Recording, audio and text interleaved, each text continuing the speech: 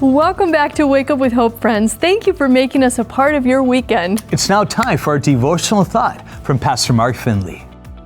Have you ever met somebody that was so humble, they were proud of their humility?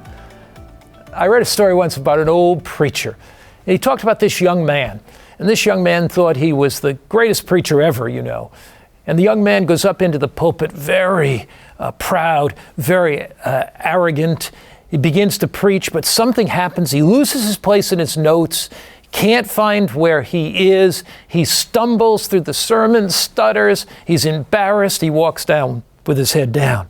The old preacher says, "Son, if you would have gone up as you came down, you would have come down as you went up." In other words, if you went up with a very humble attitude, depending on God totally, you would have come down satisfied that God had spoken through you.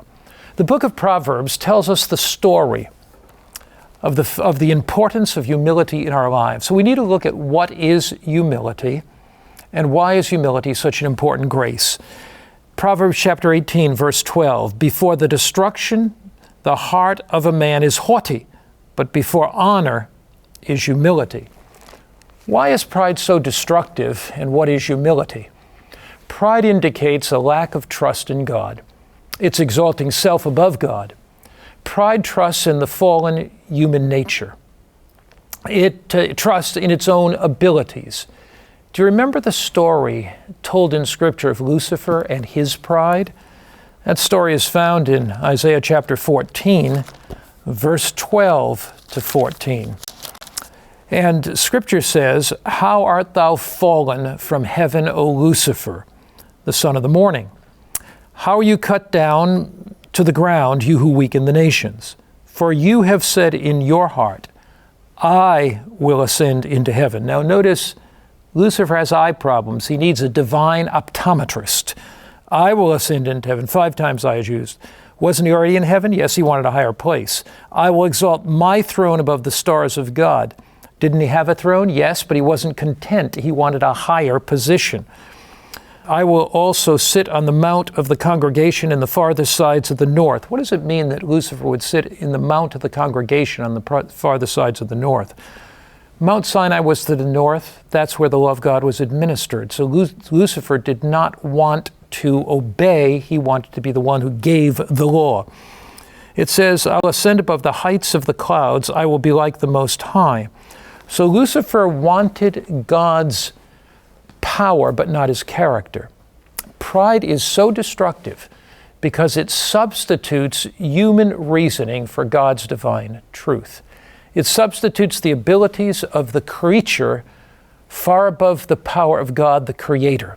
It substitutes human logic for divine wisdom.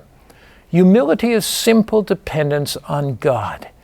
James chapter 4, verse 6 declares, "But he gives more grace. Therefore, he says, God resists the proud, but gives grace to the humble." What is humility? Humility is trusting in God. Humility is recognizing that I can't, but God can. That I don't have the wisdom, but God does. I don't have the strength, but God does. Humility is not weakness, but it's rather humble trust upon God, really, and enables me to become much stronger. Remember in the Beatitudes how Jesus puts it, Matthew chapter 5, verse 5, "Blessed are the meek, for they shall inherit the earth." Meekness is not weakness. Meekness is rather humble trusting upon God, recognizing that He is the source of my wisdom, the source of my strength. A number of years ago, when I first went to the former Soviet Union, the situation was quite tense, and our leadership team there of the Seventh-day Adventist Church assigned to me a Russian bodyguard by the name of Boris. Now, Boris's story is quite remarkable. Boris always wanted to be part of the KGB, the secret police. His uncle was one of the guards of Stalin, and Boris admired his uncle.